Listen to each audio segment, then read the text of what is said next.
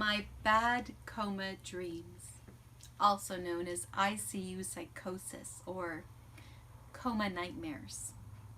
Hi, I'm Amanda Vandergulik from cleverdogkids.com, and normally I make videos to help encourage entrepreneurialism, success, healthy mindset, raising money smart kids. But today I want to talk about something very personal that happened to me.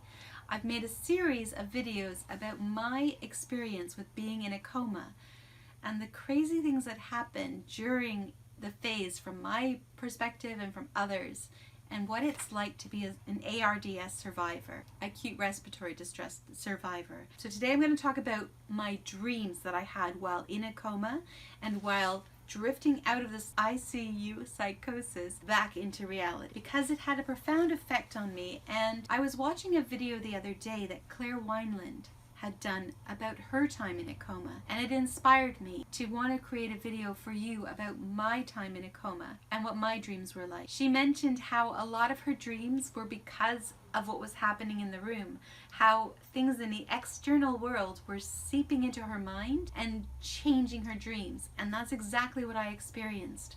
So I want to share that with you and see if you find that interesting as well. So if you'd like to learn more about what it's like to be in a coma or entrepreneurship and teaching your children about money, then make sure you click subscribe and hit that notification bell so that you'll know as soon as my next video comes out. I want to tell you about the nightmares I was having when I was in a coma. I say nightmares because what happened, all of the negative experiences in my life and all of my biggest fears came together in this crazy horror dream while I was in a coma. I had some nice moments in there as well, and I realized later that they were connected with things that happened actually externally in my world, in the real world, and that then drifted into my dream world. It's very interesting how it all happened. So really interesting thing about the dreams is that it's almost like I just lived a second life.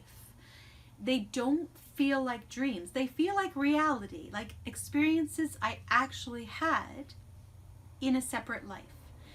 You know how when you wake up, the dream is like really vivid and then it like immediately disappears and you can barely think what it is anymore. Or if you can hang on to a tiny piece of it, there's no way you can hang on to the whole piece and it doesn't make sense. Or in your dream something happens and it's not actually possible in real life. So maybe you're flying and then suddenly you go through a wall. Well, you can't do that in real life. In my psychosis dreams, ICU psychosis, it was still all very doable. It was still all very real, and it felt so much slower, or rather faster, like I'd been gone a lot longer. I was in a coma for 3 weeks. It felt like 3 months. I honestly thought I had missed months and months of my life because so much had happened in my dreams. There was no way that could have all happened in just 3 weeks. So the brain goes really fast when you're sleeping and crazy fast apparently when you're on a lot of medication.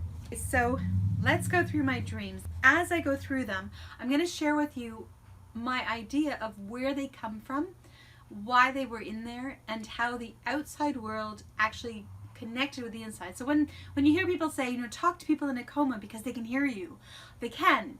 We don't know that we can hear you. It's not like, oh, so-and-so is talking to me, but what you're saying is going in. So we may not know that you are speaking to me, but what you are saying is going into my psyche. And that's important. If you're ever in a situation where you are with a loved one who's in a coma, go ahead and tell them all of your love and be there to show the support because it matters. It makes a difference. My brain decided that the hospital I was in was a conspiracy and they were out to get my family.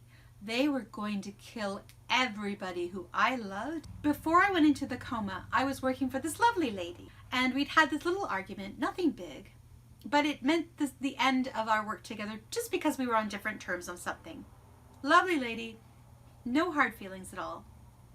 In my dream, she became the antagonist, and she actually owned the hospital, as well as millions of other corporations, and I had to sign a contract with her in order, I guess, to work with her or to be in the hospital. I'm not clear on why exactly, but I had to sign a contract. pushed to do something I really didn't want to do.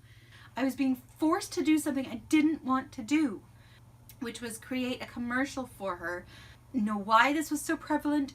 It's amazing what we put down in our minds thinking it doesn't matter. But at some level it does matter. And I felt imprisoned.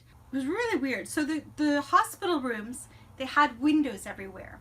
But in my mind, the windows were actually computer screens. They were windows, but they could be turned on like a computer screen. And throughout the whole hallway, because I could see down the hallway from my ICU room, all these windows turned on like monitors. And they were playing these commercials. And this commercial that I had to make, which I didn't want to make, but I had to make because of the contract that I'd signed, or else she was going to kill people, which I'll get back to in a minute. They were playing, and we were trying to, I don't know, win an award or something for this commercial. It was all just craziness. And literally, in the real world, my girlfriend watched me staring with absolute paranoia at these windows. It's a computer screen. She's like, it's not a computer screen, it's a window. No, it's a computer screen. So once in a while, I was able to verbalize things as I was drifting out of the psychosis. As they were taking the medication off, I was able to vocalize very little bits, but very sporadic. Like I wasn't able to speak very well or communicate very well, but I was able to have little bursts of things that just totally confused her. And me, obviously, as well. So the reason that I had actually signed the contract originally was because I had planned to buy out all of the businesses. But I didn't know about business on the side. And that's where the paranoia had come in. And I got very unhappy. And I started to make a big mess about it in the hospital, yelling at her, big deal about it. And at the time, my ex-husband was there, again, in my dream, not in reality. And his family were there. They were making this big deal, saying I was this horrible person for being in these commercials. And I was being yelled at, you can't have your kids because you're going to be this bad influence. I made this big row, so the whole hospital was hearing it. And she got so angry, my ex-boss got so angry that as the family went out and they had my kids with them, they got in their car, she hired her staff to run after them and killed them. My family was killed. My kids were killed. Help them. This is a hospital. Help them. And she said, well, I'll give you 10 days. I can keep them in a state where you've got 10 days to revive them. And if you don't get this ridiculous sum of money together to buy back their lives, they're dead. I had no money. I had nothing, because that was one of the things too. Before the coma, we were stressed financially. We were going through all kinds of stuff with all the different changes in our lives. And I didn't know where I was going to get this money, so I'm begging. So again, in my brain, I'm going back to who has money? Who can I ask for help? So I was reaching out to my internet marketing friends saying, please, can I borrow this money? I promise to pay it back. I have to get this money. I have to revive my kids. They're dead. They're going to be killed. And suddenly, the money was there. And I could revive my kids. And what happened in the real world, I didn't realize this, but my now wife was telling me that her best friend had put up a GoFundMe campaign to raise money for us because she was out of a job when I got in it was bad timing all around. So while she was telling me this in the real life, it got into my story, in my dream. And in my dream, it wasn't them. It was internet marketers who had lots of money to begin with. And they had given me a loan that I would pay them back. And I was able to bring back my kids. And just when I thought, yes, I'm okay, then no, more bad people, more people were coming to kill other people. They were going to kill them again. And I don't know where they were coming from. And everything was crazy. And then I was in this basement, but not really a basement, like a bottom floor of maybe a room that was on a hill. So the bottom had windows, but we were underground up here. And I could see my kids running in the field outside. And I saw the bad people coming to get them. And I'm like, no. And my son's phone, which in reality, he doesn't have a phone, but in my dream, he had a phone, was on the cupboard across the room from me, from my bed. I knew I was in a hospital bed. Didn't even question why. And I had to get to this phone. But I was held down, I was strapped down, I was trying to get it, and I finally got it, and I fell. Well, this was where reality came in. I did struggle, and I was strapped down, and I managed to fall out of my bed. And I smacked my head really hard. In my dream, it was white light that just shattered through my whole entire being. And in real life, it was bad enough that they whipped me down to get a CAT scan because they thought that I had done some serious damage to my brain. And in my dream, that whole journey, I was first just strapped down on the gurney and brought through all kinds of halls everywhere in the tiniest tube to go through the CAT scan. And then I was put aside in a warehouse, like a garage, that was on a lake and by water and lots of boats, and it was cold, and I had to wait for hours to get to the next plane, of all things. So the door opens and I'm in a plane, and then it's a postal plane, and I'm packed in with envelopes and packages and being shipped off, and now I'm headed down to the Bahamas. And there's this lovely nurse who is braiding my hair, because my hair was really long. I realize it's long now, but it was much longer, and it was a mess. And apparently in reality they would brush my hair and braid it for me. Well, in my dream, whoever that lovely nurse was, who I never got to meet when I woke up again, but whoever she was, she came into my dream, and she was my angel, and she brushed my hair, and she hugged me, and she held me, and she told me it was all going to be okay. Everything was going to be okay. And I was, for some reason, being taken care of on a gurney in her home in the Caribbean. I found out later that she had an accent from that area, so that was probably what triggered that, combined with my recollections of having been in the Caribbean and my desperate need for help of some sort, for comfort of some sort. And then I was strapped in, and I was taken by a helicopter back to the hospital, literally hanging underneath the helicopter. And on the way to the hospital, oh yes, there's my house, but not where my house actually is, but on the edge of town. And it's winter, and this huge Mack truck full of frozen fish has run into my house, and there is fish everywhere. And then the Dutch side of me is like, oh, waste not, want not. So I'm trying to gather all the fish and save it all and put it in the freezer so that we'll have fish, because we were desperate for funds and money and food. So now we had food. And so it's interesting how all these different things come together. Oh, one more thing that was really interesting. So I traveled hospital to hospital to hospital, but they were duplicates. Every room was exactly the same, and the sink was exactly in the same spot, and above it was a water system thing, and it was the corporation. The corporation that owned the hospital owned the water thing, and they were charging people money for it, and it was part of the conspiracy.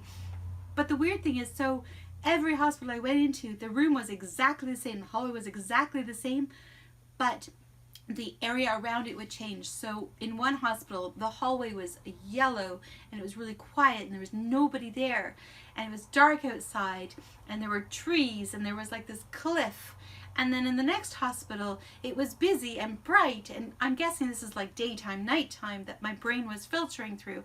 But then there was a forest, and then there were bears and wild animals that were going to kill my family, and I had to warn them not to go because they would be killed by these horrible animals. And clearly I have some issue with losing people, which, when it comes to reality, that has happened.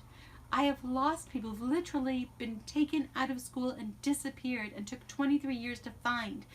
So, and I've had friends who have passed away in automobile accidents and cancer, and all of those losses, those unexpected losses, and my inability to deal with them were coming out in my dreams. My mother lost her mother when she was 9 years old, and I think that came in there. And instead of me losing my mother, I was the mother losing my children.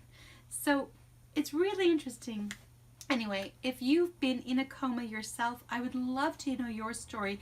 Leave me a comment in the comment below and tell me about it. And if you know anybody who is going through a coma themselves, give them the love and the support, and be careful of the words that you give them, because it will filter in. Even if they don't recognize that it's from you, it filters in. And this whole coma series about what it's like to be in a coma, what it's like to be an ARDS survivor, which is a lung issue, a lung disease, is all to support this wonderful woman, Claire Wineland, who unfortunately passed away last year, but left a legacy of living a life that you were proud of behind. And her documentary is coming out very soon. I encourage everyone to see it. She will give you the inspiration you need to just live your best life and go after the life of your dreams. To support Claire's Place Foundation, which is a foundation that Claire created after she was in a coma and had crazy dreams of her own. I'll put a link to her video of how her dreams manifested for her during her coma. And at 13 years old, she woke up from a coma with a desire to change the world and give support to families living with cystic fibrosis. So head on over to my playlist. Don't forget to subscribe and click that notification bell so that you'll know the next time my next video comes out.